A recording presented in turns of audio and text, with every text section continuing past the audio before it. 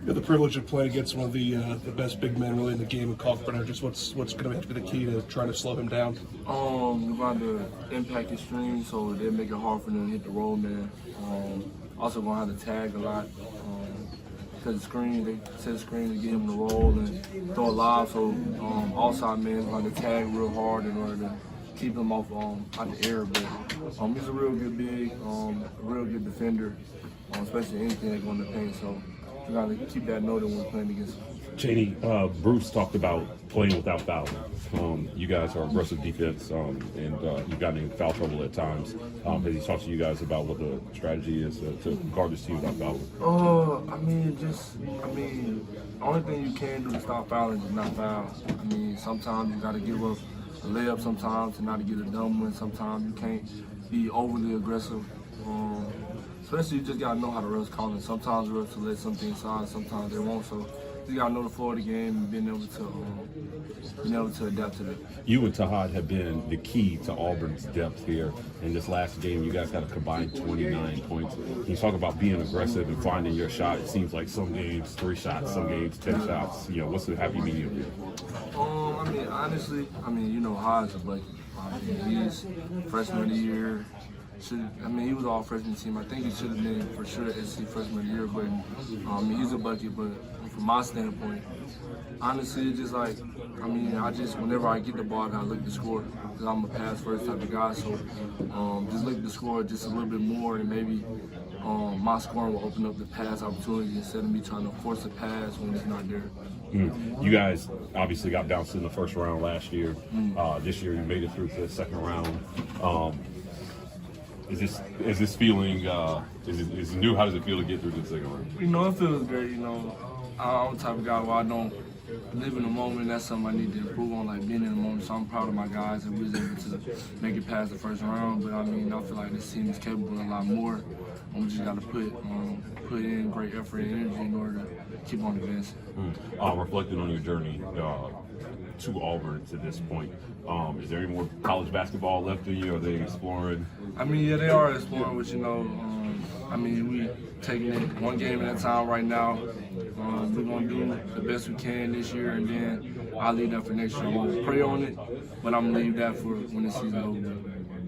Thank you. Chaney, for you, first of all, how did it kind of feel to kind of bust out of the slump yesterday? I'm gonna feel real good. All glory to my Lord and Savior Jesus Christ for blessing me with the opportunity, blessing me with my position right now. So all credit to Him, all glory to Him. When I equate, me getting out of my slump, it's Him. I've been in my word a lot more. I've been praying a lot more recently, and He's been continue to bless me, so all credit to Him. But it felt great to finally see some shots going up. Have you ever kind of been in something like that, whether it's here at UAH or in high school? Last year, last year was a lot of slumps. If you look at my field goal percentage, look at my turnover, look at free throw percentage, I feel like last year was a kind of a down year for me. But it's a part of the game. The best of the best have slumps. So I'm not the best yet. So of course I'm gonna have a slump as well. When you do that, what's something that you go to kind of break out of that and get back to just stay faithful, man. Trust me. Just stay in my Bible and stay prayed up, because that's the only way I can get out of it. I can't do nothing of this on my own, so if I try to get out of it on my own, I just pray and let God do the rest of the work. Do you think there's more prayer when you're kind of down with that? Yeah, see, with me, I honestly feel like I shouldn't let a bad game make me pray more. It should be more so like I should be praying more regardless because of the opportunities and just how much I love God, love the Lord, how much He loved me and loved others. So I don't want it to be like that, but yeah, at times it can be when I'm down. That'd be the most time I be in my Bible, the most time I pray. So yeah. Chaney, sorry if I don't even ask this, but Creighton's offense, they've got really good big man. They tried a lot of threes yesterday. How difficult is it to play a team that can play inside out, kind of like how y'all do? Man, it's real difficult. They got 72 monster down there in Kalkbrenner. You throw it up, anything in the area, he's gonna grab it. He's also a defensive specialist as well, so they got a big guy down there, then they have great guard play, so it's gonna be tough. But I trust in our scouting, trust in my team that as long as we bring effort and energy, we're gonna get the job done. The energy was a big thing that was talked about, after the game yesterday. How do you guys kind of approach that, especially when you got a quick turnaround before, the big game? I mean, honestly, Tyler did a crowd where he kind of, before film, he kind of had like a heart-to-heart with the whole team, while the coaches was in there, and kind of got into this a little bit. So, I mean, honestly, it's going to come down to if you want to win in advance or if you want to lose. So, I mean, we're going to buy in and we're going to get the job done. What have been your early impressions of this Creighton team when you guys have gone over your scout? Kalkbrenner, I mean, he's a monster. They also got great guard play, so I mean, a very well-rounded team, tall team as well. I mean, they got their 3-man 6'10". He can shoot the ball real well, so it's a real good put-together team. So yeah. Chaney, in your early looks at Creighton, does this look like a team that you might want to get out and push the tempo with and get into a track meet? Or is this something where you? Yeah, I'll say that because I mean, Kalkbrenner, even though he is a great defender and a great player, he's 7'2", and it's hard to move when you're that tall. So I mean, yeah.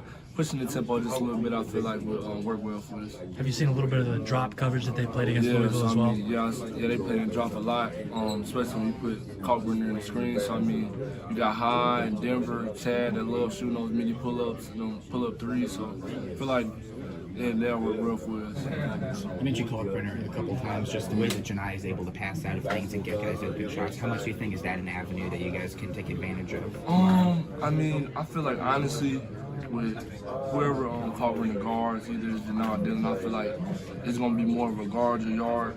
So I feel like, it's going to be one-on-one buckets, and once Denard proves that he can score on them with ease, then they're going to start doubling maybe. So, that might be a good avenue to see, but we just got to see how the game goes, see how they're going to guard him. Is there someone who you face that you might be able to compare to Ryan Kalkbrenner before you play him? Maybe Khalil Ware last year. We played him against Indiana. I think that might be it. We played against Big Z with Arkansas, but he was more like a straight 4. And I feel like Kalk more of he's more of a screen and roll, lob, go catch it, or just a defender. So I feel like we ain't really seen a player at his caliber yet, but we're gonna see him. We're gonna see him tomorrow.